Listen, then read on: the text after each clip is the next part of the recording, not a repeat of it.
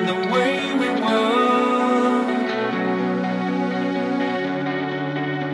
Slain the... Okay, cool. So this is Pete from Metalheadz, and I'm here with Nick from Paradise Lost. How's it going, man? All right, good. Hello. Yeah, it's good. So you're on a UK tour. You're playing Wrexham Central Station tonight. Second date early, but how's it going so far?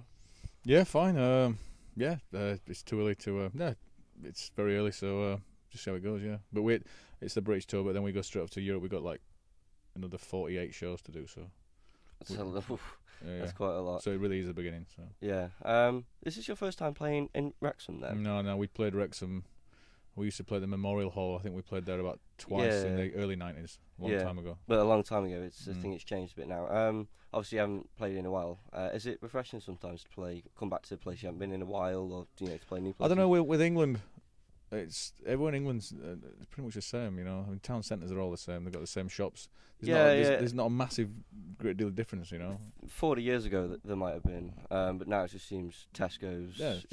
Yeah, I mean, I was saying it as we were coming in this morning. I mean, it seems like a nice town here. I mean, I'd never been to the centre before. It seems pretty nice. Yeah, I mean, everywhere pretty much is pretty similar.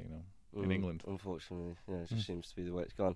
Now, obviously, this tour's on the back of the new album, Faith Divides Us, Death Unites Us. You tell me a bit about that album. I find the title quite intriguing as well. Just tell me a bit about the album, how the writing process went as well. I mean, the title's just basically, I sort of liked how it sort of, it's like got a ring to it, really. It was about how it sounds more about what it's about, really.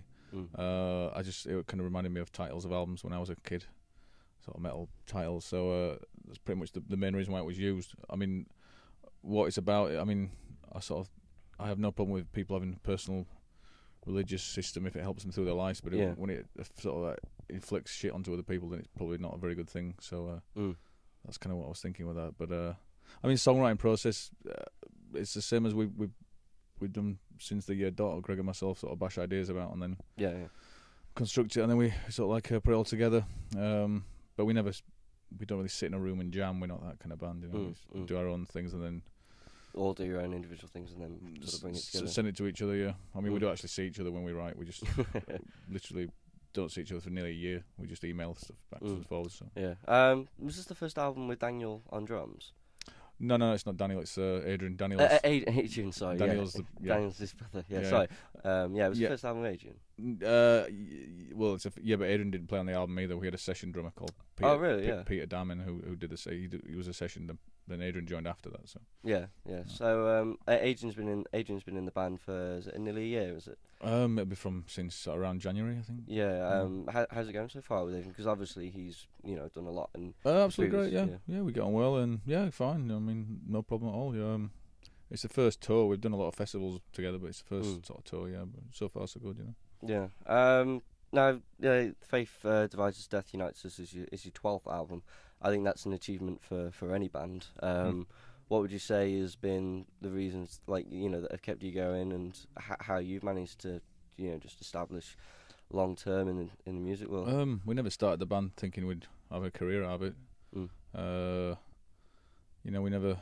I don't know really. We went into it very humble. As we're just fans of music. We were just teenagers into metal music. And then one thing led to another, and then it became a career, and then we just kept on going. I mean, it's you can't really have any plan, especially now. You can't have any big plan. You just have to wait and see what happens. You just have to work hard, get your ass out there, and get. You got to work at it. You can't. Yeah. It's never going to come to you. You've got to work to get anywhere in it. Yeah. I think a lot of new bands think it's a lot harder to, break through these days. It's really hard. I mean, how would you compare it for new bands today for when you started? It's completely different now. I mean, you really haven't got much chance, and even if you have, you've got 5 years life if you're lucky. Yeah. There's not many bands have careers these days. It's like the next big thing, and then it's always the next big thing. And particularly in England and America, the rest of Europe, I'd say there's bands can have more of a loyal following if they can be lucky enough to have a decent amount of years as a career in this. But I think for new bands, there's so many bands as well. It's hard to decide. It's hard to siphon through all the what's good or what's bad. So it's hard for. But I mean, the only thing you got to do is you got to go and play live. Really, you got to get out there. You can't just not play live because you won't get anywhere. Yeah. Really, Yeah. so. Would you say part of that is with today's music industry as well? With Downloading shagged everything. Really, it's completely it's ruined the industry. Really. Yeah. Yeah. It's I got mixed views on it. In some respects, it's it's good. People can get your music in China where they wouldn't be able to get it. They can download it, and then you can go and play there. But I've noticed a lot more bands are able to get to South America now. Stuff like I mean, there's more output. But in the same respect, you work your ass off on a record, and then you get no money from it. And it's like everyone's got a right to earn a living. Yeah, it's not about being greedy, but I think footballers are the new rock stars now. So yeah. I think the Axl Roses have long gone. I don't think we'll ever see a musician like a rock star again. I just think they seem to have gone now. Well, quite recently there was government legislation or something about banning like a 3-strike rule. I saw that. Yeah, you saw that. Yeah. What's your take on that? Do you think that would actually work? No, because it depends. Well, it depends because then you're going to have to start monitoring individuals, and then. I mean, to monitor the internet, it's a big brother thing. Then I mean, and plus you can't monitor sites that put stuff up in Russia because it's like the Wild West. So unless you start doing the big brother tactic and everything you do is monitored, then which is sort of kills everything. So I mean, I don't know really. Like at the end of the day, everyone's got a right to earn a living, but I don't know. I got mixed. I mean, it's easy to sit on your ass and just press a button to get something, than it is to get off your seat. But I mean, iTunes is pretty successful. I mean, that's a good way of definitely. Spotify seems to be getting some. But I think labels kind of shot themselves in the foot with CD prices very early on. I mean, they were ridiculously expensive. I mean, I think if they brought them down, they have brought them down. But if they brought them even more. Well, yeah, I've always been confused when I walk into shop. DVD £2, CD 10. Like, how can one industry be so cheap and the other so dear? But it's also. I mean, it's having media. I mean, I don't like CDs around my house. I don't want anything. I want everything in a little box. Yeah. And that's what that's like a convenient thing as well. So, just give us a couple of minutes.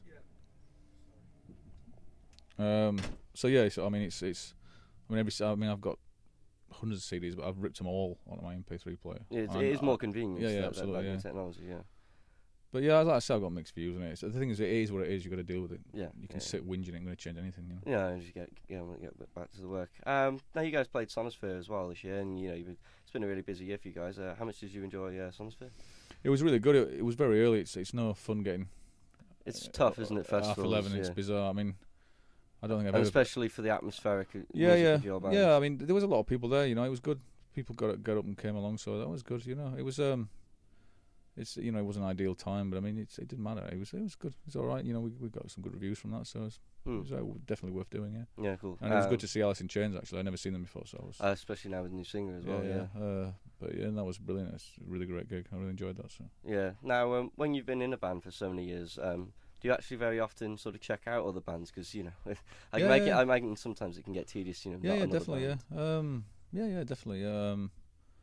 There's always, I mean, there's certain bands like Alice in Chains. I liked them when I was a teenager, or in my early 20s or whatever. So I never got a chance to see them. So, but new bands as well. Yeah, definitely. Not all the time, but if there's a band that I like the CD of, I'll definitely go and check them out live. But a lot of the time it's like a busman's holiday. Sometimes it's like, well, I'd rather listen to the album at home than watching a band. That sounds shit in a windy field. Yeah, sometimes that just can't be helped, I guess. It's one of those things. So what are your plans after this UK tour then? We do a European tour. Yeah, 48 dates, wasn't it? Yeah, we finished December the 19th in Paris. And then we'll do Christmas, then after that, I don't know, probably America or something, I don't know. So. Are you hoping to come back to the UK for maybe another festival in the summer? If we get asked, I mean, definitely. It's always, the UK festival are always big festivals, so it's, it'd be nice to, if we get asked to do it, we'll definitely be doing something. Yeah, cool. If we get asked, Yeah, cool. Nick, thank you very much for hanging out with me, and have a great show tonight. Thanks, bud. Cheers. All the best. 42 to